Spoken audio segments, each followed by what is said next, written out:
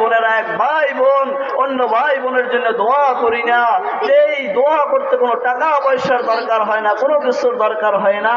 অতএব আজকে থেকে আমরা সকলে ফিলিস্তিনের সকল মুসলমান ভাই ও বোনদের জন্য দোয়া করব, সারা বিশ্বের সকল মুসলমান ভাই ও বোনদের জন্য দোয়া করব। আল্লাহ সুবহানাহু ওয়া তাআলা যেন জালিমের হাত থেকে তাদেরকে রক্ষা করে, আর জালিমের হাত থেকে যদি রক্ষা নাই করে আল্লাহ সুবহানাহু ওয়া তাআলা যেন কওমে লূতকে আল্লাহ সুবহানাহু ওয়া তাআলা যেরকম ধ্বংস করে দিয়েছে, যে সকল নাস্তিক বেঈমান আর মুরতাদ গুলো ইসলামের বিরোধিতা করতেছে, আল্লাহর ঘরের বিরোধিতা করতেছে, মসজিদ মাদ্রাসার বিরোধিতা করতেছে, উলামায়ে কেরামের বিরুদ্ধে কথা বলতেছে, এই সকল মানুষদেরকে আল্লাহ হেদায়েত দান করুক। হেদায়েত না থাকলে ওদের কপালে আল্লাহ সুবহানাহু ওয়া তাআলা যেন কওমে লূতের মতো আল্লাহ সুবহানাহু ওয়া তাআলা ধ্বংস করে দেন বলি আমিন। অতএব আমরা সকলে ভাই বেশি বেশি ইবাদত করব এবং আল্লাহর কাছে পানাহ চাবো।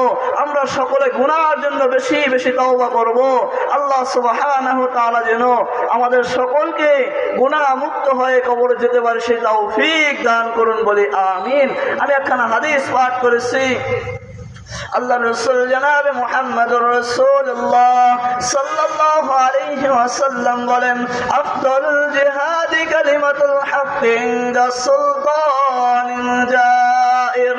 হ্যাঁ আমার উম্মতেরা, এই জমিনের মধ্যে সবচেয়ে ভালো মানুষকে জানো? এই জমিনের মধ্যে সবচেয়ে শ্রেষ্ঠ মানুষকে তোমরা কি জানো?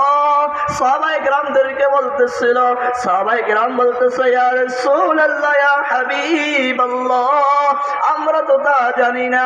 আল্লাহ রাসূল বলতেছেন, হ্যাঁ সাহাবায়ে কেরাম, এই জমিনের মধ্যে যেই ব্যক্তি একটা হক কথা বলবে, একটা সত্য কথা বলবে, কোন মানুষের পক্ষে সঠিক সমাধান দিবে, কোন মানুষের উপর জুলুম অত্যাচার করবে না, কোন মানুষকে কোনো ক্ষতি করবে না, কোন মানুষের উপর কোনো অত্যাচার করবে না, মানুষদেরকে মহব্বত করবে, ভালোবাসবে, মানুষকে আপোষ মিল মহব্বত জড়ায় দিবে, ওই ব্যক্তি হলো সবচেয়ে বড় শ্রেষ্ঠ মানুষ, সবচেয়ে বড় ভালো মানুষ। এবং ওই ব্যক্তির জন্য সুসংবাদ কি?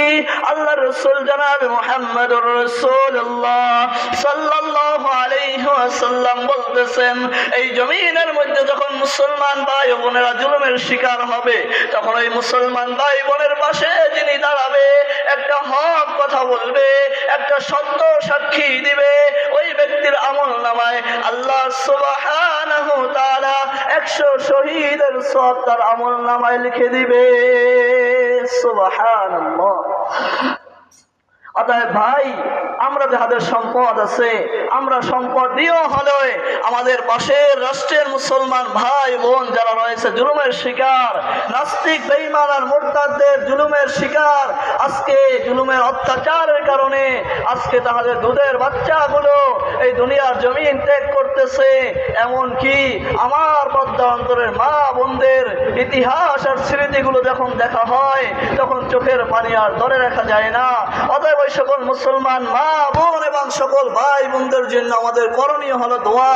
আমরা বেশি বেশি সকলের জন্য দোয়া করব। আল্লাহ সুবহানাহু ওয়া তাআলা যেন জালিমের হাত থেকে তাদেরকে রক্ষা করে, ইসলামিক হুকুমত এই দেশের মধ্যে কায়েম হয়, ইসলামী হুকুমত জিন্দা এবং ইসলামী হুকুমত যেন বিজয় হয়।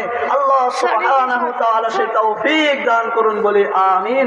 আল্লাহ সুবহানাহু ওয়া তাআলা বলতেছেন, ইয়া আইয়াতুহান নাফসুল মুতমাইন্নাহ ইরজিই ইলা রাব্বিকি রাদিয়াতান মারদিয়া।